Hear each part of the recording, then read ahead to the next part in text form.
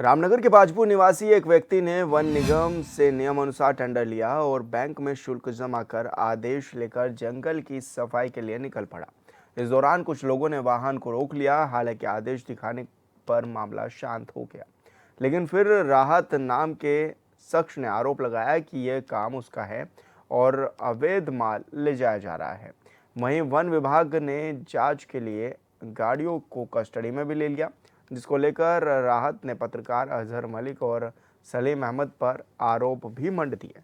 राहत ने कस्टडी में ली गई गाड़ियों की वीडियो भी बनाई गई और कहा कि ये सब कुछ इन पत्रकारों का किया धरा है।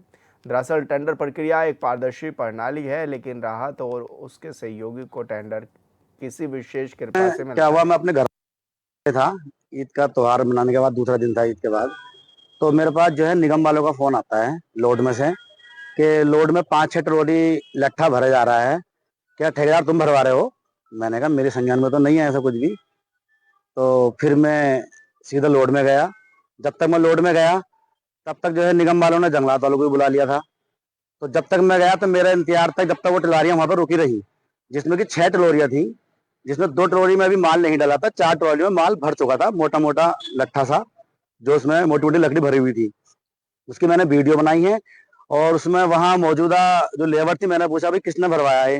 उन्होंने कहा वो सलीम एक पत्रकार है और एक साहिल है, वो भरवा रहे, हमें तो वो लेकर आए हैं। मैंने ठेका किसका है? तो बोला समी खान है कोई बाजपुर से। तो मैंने ठेका की चीज का है? कह रहे सफाई का ठेका है। हमारे पास जो है उनसे मेरी थोड़ी नोक-झोंक भी हुई सलीम उलीम से, और मेरे पास एविडेंस है, मेरे पास लोड में की वीडियो भी है मेरे फोन में, जो मैं जरूरत पड़ने पे दिखाऊंगा सबको, ऐसा नहीं है, मेरे फोन में है। और जब मैं वहां गया तो मैंने अभी क्या कर रहे हो तुम ये? अरे यार हमारा ठेका है सफाई का। तो मैंने उनसे कहा भाई सफाई का ठेका है तो झाड़ झंगाड़ सफाई करो आप एक तरफ से, ये इधर आके तो मेरा माल क्यों भर रहे हो? मैं विभागीय ठेकेदार हूँ, इसमें मेरी लेबर लगी है, मेरा कटान में मेरा पैसा खर्च हुआ है इसमें इसमें इसे कैसे भर लोगे आप?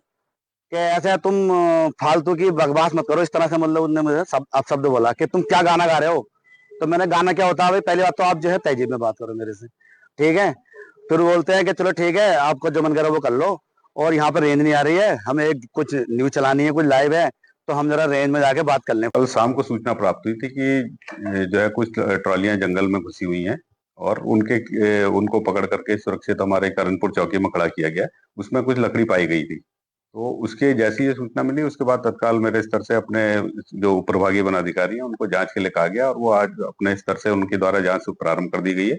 और जांच की जो भी रिपोर्ट आएगी, अगर इस प्रकरण में कोई दोषी पाया जाता है तो उसके खिलाफ जो भी सख्त से सख्त विभागीय कार्रवाई होगी वो की जाएगी। देखिए ऐसा है कि ये सीजन ऐसा होता है जिसमें ये चीजें लगातार बढ़ जाती हैं। देखिए इस समय फैलिंग खत्म हुई है जंगल में, अब जो पलुआ है या जो इस तरह की चीजों के लिए बहुत सारे लोग जो हैं, बहुतों के इंटरेस्ट जुड़े होते हैं, और बहुत सारे लोग उसके केस में सामने आते हैं कि साहब हमको पलुआ चाहिए, ये चाहिए, लकड़ी चाहिए, क्योंकि वन निगम का पातन खत्म हुआ होता है और हमको उसमें प्लांटेशन करना होता है, तो वो मटेरियल निकालना बाहर जरूरी है।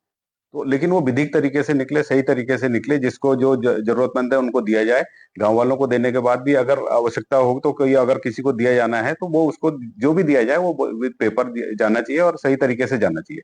तो हमारे द्वारा टेंडर भी किया गया है इसमें, तराई पूर्वी में भी टेंडर हुआ है, तराई हमारे द्वारा भी टेंडर किया गया है, वन निगम ने भी टेंडर किया है। तो अलग अलग लोगों के द्वारा जो नए इस साल के प्लॉट्स हैं उनको उनको वन निगम ने टेंडर किया है।